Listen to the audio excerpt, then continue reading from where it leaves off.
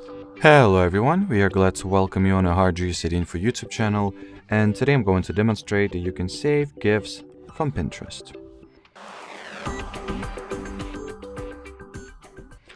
So if by saving GIF images from Pinterest mobile app you mean that you would like to add them to your library on Pinterest or some board, perhaps, it's a very simple thing to do. Just open the respective pins page, hit that save button, choose the board that you would like to save it to,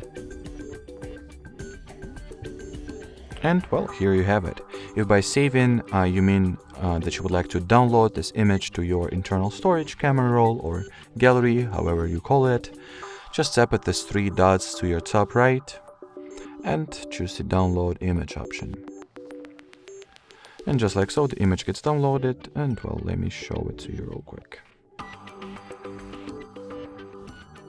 Here I have it. Alrighty, so that will be it for today's video. We highly appreciate your attention, and bye-bye.